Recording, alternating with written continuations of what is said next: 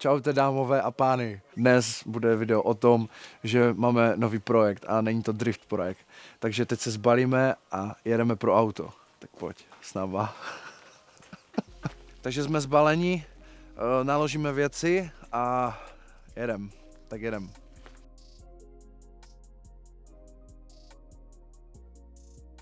Po dlouhé cestě, co jsme se přemístili, tak jsme tady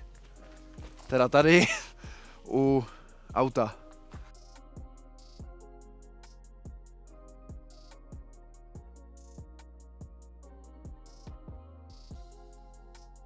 Tady bydlela veverka.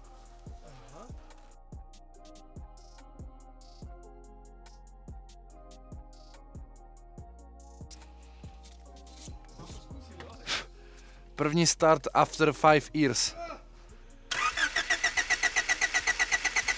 Kamo, to bys do p***e. Na brnk, takzvaně na brnk. Tam není asi výfuk. Jak jsou ty svody červený, hej už, za tu chvilku. Počkej, ten olej, jsme se asi mohli podívat, no. A kde je tam měrka, ty p***? Kamo, tak Honda? No, tak právě klasický u Hondy. Já vím, ne?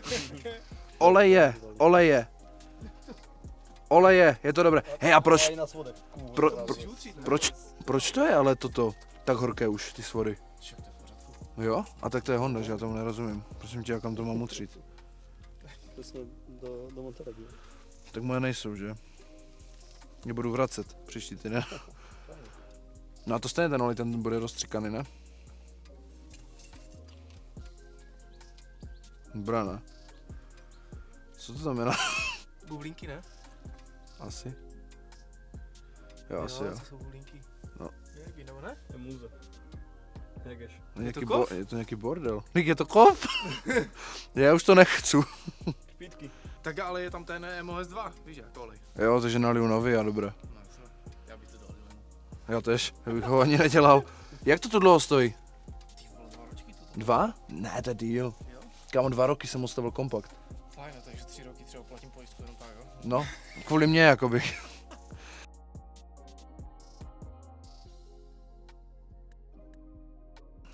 Tam už je voda. To už vidím. Jo? A To tady stačí? je... Jak to tu je? No to je nejvíc na p***u tady na těch narobkách. Coolant Eleven. Tak já tam cíknu ještě. Kurva. Bylo vedle. To potom vapkou tak projedu celé.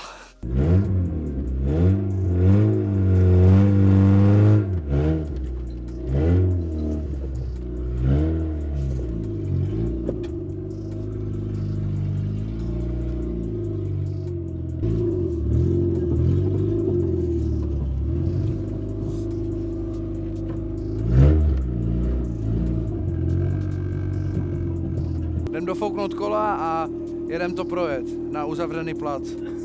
Čau. Koupili jsme auto.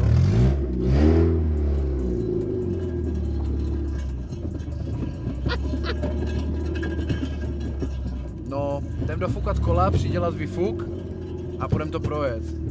Hej, je to úplně úžasné, natočte tyk. Šibrs, ale kamo toto. Moli k tomu. Moli. A co je toto? To jsou hodiny, kamo. No to běž do hej. Ty jsi mi urval ten. Hej, už se tady sjeli všichni kluci od nás, takže to se mi nelíbí. Musíme ukončit asi video brzy.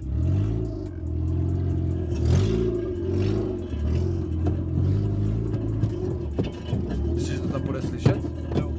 To kardan namlatí. Chuju. Tady kručkuje. Drifťák.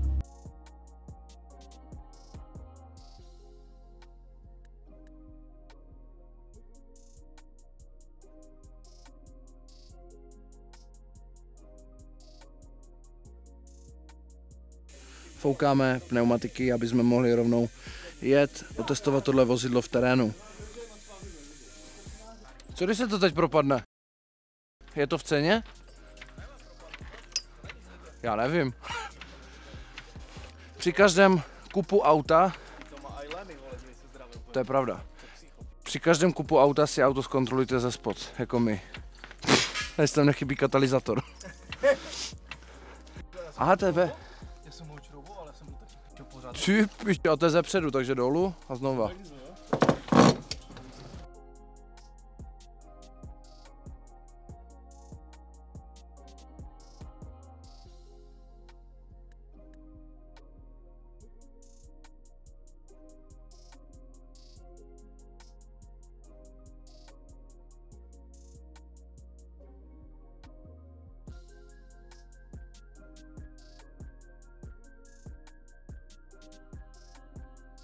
Bro, máme to. Můžeš tam natočit detail, co tady máme za jeden z problémů. Chybí nám katalyzátor. Výfuk jsme nyní spravili a jdem to projet. Pojď. Safety first, bro.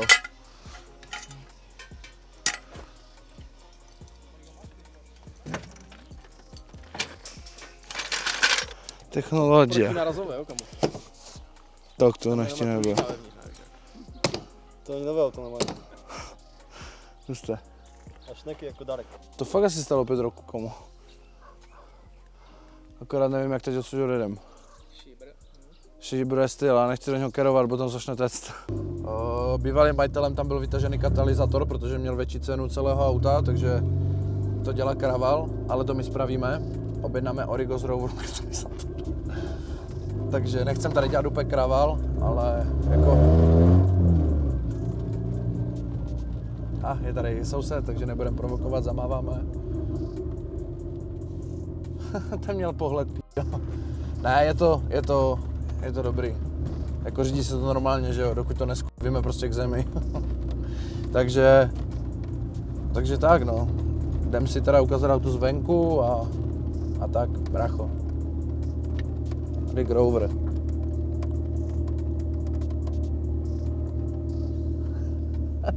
Takže to je Rover. Je to Rover, nevím, ale vypadá se jak 36. Mně se to auto strašně vzhledově líbí. Je tam motor, je to 1.6 a je to, co se dávalo do Hondy CRX. Je to husté, tam určitě je záběr nějaký na motorák. Nějak si to ukážeme teďka na rychlíka, zevnitř, ze zadu, ze předu, ze spoda už jsme to viděli, jak jsme přidělávali výfuk. Part 1 hotový, víš jak. Part 2 technická, part 3 řezání pružin, brácho. Bracho, uvidíš ty borbety na tom. 4x100 kola. Kdyby někdo měl, neváhej volat a můžeš mě přivést jako sponzorský dar. Tak pojď, jdem. Jsou tam vzadu v pozadí mé krásné oříčkové oči. This is it, brácho. So you wanna be a player, but your wheels ain't flying. You gotta hit us up to get a pimped out ride. You've got to pimp my ride.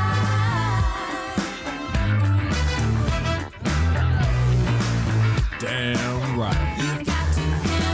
Tady černý zibit a tohle je vypimpuj si moji káru, my ride, víš jak, vypimpuj si moji jízdu. 15-inčové disky, Rover. Chybí nám tam šrub starý. Zadní jsou stejný jako přední. 416 GSI. Záď vypadá jako BMW E36. Co jiného byste u nás čekali? Jsou tady napasované světla z 36 Touringa. Stěrač napasovaný z Peugeota 206.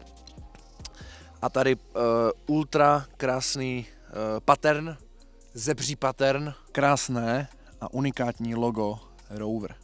Když se podíváme zblízka, je tam Viking, což znamená, že síla. Kámo, já už vím, co to je loď, ty chuju, to je loď. To je pes, to německy znamená pes ten hund. Ale já si myslím, že spaceship, more, ale to je jakože loď, jakože na vodě. Takže vikingská, vole, to logo, styl, technická, skončila před 5 rokama. Brutální kufr na 8000 mrtvol. Plus světla z Hondy Preludy. 1000 briliantový nášlap Rover. Dotuněno tunerem. Nechti nebe, bracho, křížový Torx. Dál bych pokračoval lukrativní palubkou. Víš, co znamená lukrativní? Ne. Luxusní palubní deskou z dubového dřeva. Co je lukrativní? No, jakože výnosné. To je výnosný vůz. Moneymaker, tak jo. Tady zase máme loď, jo. Máme tady zvířatka. Jaké má očičko? Jaké má očičko tam, ne? Potom bych se přesunul tady na pavučinu, co nemá každý. A už jde majitel, kurva. Už je to v píči, kamo, on nás našel. Je to v píči, on nás našel. Kamo, do píče. Startuj a jeď. Dělej, že tu nejsi. Jo, to fuka tak a tak. Nech ti nebe. Měli jsme reklamní pauzu a ze mě se stal Spider-Man. Kamo, to asi byl cringe, to tam nebudem dávat. No, každopádně nevím, kde jsme skončili, ale přišel majitel. Vynadal nám a je to v pohodě. My jsme ho smotali a dali ho do kufru. Dobré, budeme pokračovat. Vidíš to?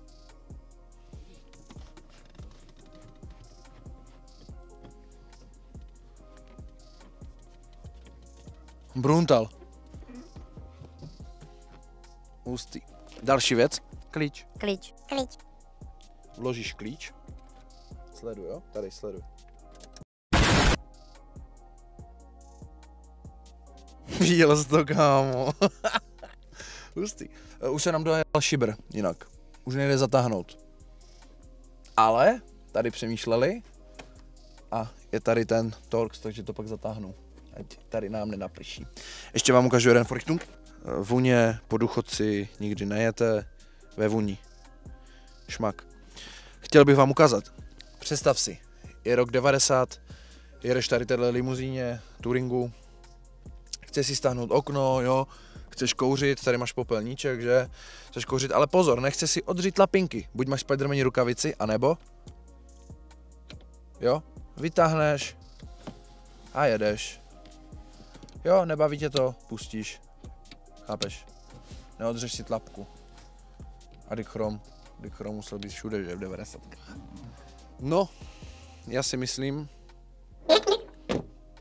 Dick soft close to má. Pro začátek tohle stačí, já tam asi to vysaju, vytepuju, umiju, začneme to chystat nějak na technickou, uděláme technickou a pak si to začneme tuningovat. Můžete nám napsat, jakou chcete barvu, ne, keď sam zůstane stříbrná, ale jediné, co je v plánu s tím autem, tak vám to prozradím, bude tam podvozek, srzané pružiny a nějaké kola a bude to prostě taky vagon, tak jenom cruisit. Já si myslím, že ten lak by to ocenilo taky, já si myslím, že dost se z toho umije, ale podle mě to bude lepší, když se to nalakuje do nějaké jako normální barvy, uvidíme, ale to je v budoucnu, ještě to nemá technickou a není to na cestě, takže první důležitý věci a my jedem teda, protože Alexa spěchá a prostě nemá čas na pravé kamarády, jede radši za falešnýma kamarádama, že?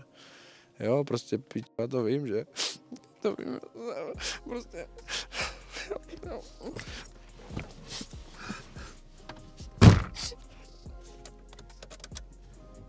Jo, takže a startuju, víš, jak na brnk.